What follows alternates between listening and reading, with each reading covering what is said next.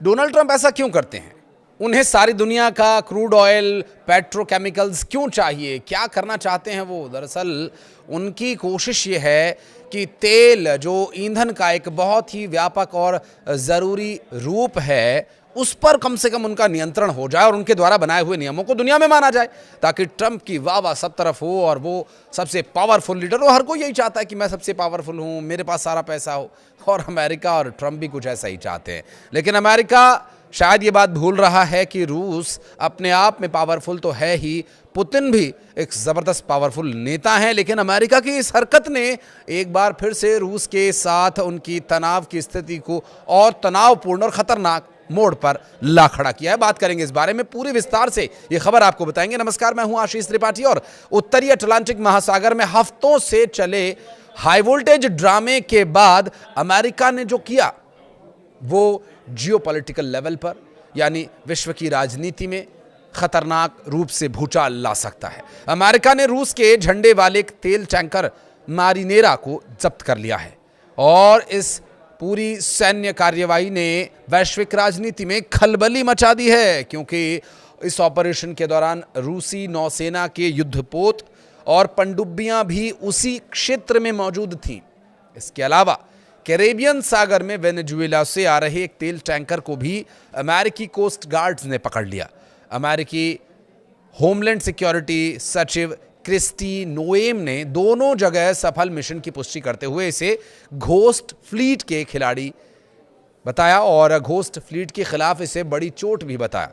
उनके मुताबिक अमेरिकी तटरक्षक बल ने 2 बेहद सटीक और समन्वित ऑपरेशंस चलाए, जिसमें पहला टैंकर मोटर टैंकर बेला 1 उत्तरी अटलांटिक में पकड़ा गया, जबकि दूसरा tanker motor tanker Sophia Caribbean सागर के अंतर्राष्ट्रीय जल क्षेत्र में जब्त किया गया। ये दोनों जहाज या तो हाल ही में वेनेजुएला में खड़े थे या प्रतिबंधित तेल लेकर के वहां की ओर जा रहे थे। इससे पहले यूएस यूरोपियन कमांड ने बुधवार को पुष्टि की कि वेनेजुएला के तेल व्यापार से जुड़ी रूसी टैंकर मारिनेरा को अमेरिकी नौसेना या सेना या कोस्ट गार्ड, जो भी आप कहें, संयुक्त ऑपरेशन चला करके उसे अपने नियंत्रण में लिया जा चुका है। फेडरल कोर्ट के वारंट के आधार पर की गई ये कार्रवाई प्रतिबंधों के उल्लंघन के आरोप में है। आपको बता दें कि इस कार्रवाई में वेनेजुएला के राष्ट्रपति निकोलस मादुरो की गिरफ्तारी के कुछ ही दिनों बाद ये एक्शन देखने को मिला। अमेरिकी स्पेशल फोर्सेस ने कराकस में ऑपरेशन चला करके मादुरो को पकड़ा था और उन्हें नशीली दवाइयों की तस्करी के आरोपों में मुकदमे के लिए अमेरिका लाया गया है। पुतिन पर क्या मुकदमा चलाएंगे? वो जो नियम आपने बनाए हैं अपनी मर्जी से। वेनेजुएला के वरिष्ठ अधिकारियों ने इसे अपहरण करार देते हुए कहा कि अमेरिका वेनेजुएला के विशाल तेल भंडारों को हड़पने की साजिश रच रहा है। तो क्या गलत कहा? हाल के वर्षों में यह बहुत कम देखा गया है कि अमेरिकी सेना ने रूसी झंडे वाले किसी वाणिज्यिक जहाज को इस तरह से समुद्र के बीच में जब्त किया हो।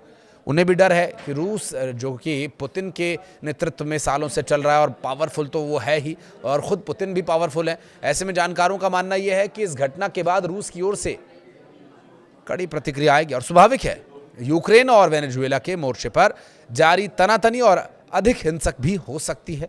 अब अंतर्राष्ट्रीय स्तर पर व्लादिमीर पुतिन, जो कि खुद सेना के सिपाही जनरल और अब देश के प्रमुख तक हो गए हैं, उनकी सोच और उनके द्वारा लिया जाने वाला एक्शन, अभी हाल ही में चाहे उनकी मुलाकातें ट्रंप से होती रही हों, लेकिन अब जो कुछ होने वाला है वो एक, हालांकि अभी तक कोई उन्होंने बहुत बड़ी प्रतिक्रिया या सीधे तौर पर प्रतिक्रिया नहीं दी है, क्योंकि टैंकर पर रूसी झंडा ज़रूर लगा था, लेकिन रूस की तरफ से इस पर कोई भी ऑफिशियल अभी अनाउंसमेंट नहीं की गई है। इसके 2 मतलब है, या तो वो इस तेल टैंकर को पूरी तरह से छोड़ देना चाहते हैं, इससे कोई लेना देना नहीं रखना चाहते, अंतर्राष्ट्रीय स्तर पर अमेरिका के नियमों का कोई उल्लंघन नहीं करना चाहते, और या फिर ये तूफान से पहले की खामोशी है। आपको क्या लगता है? बताइएगा कमेंट सेक्शन में। धन्यवाद।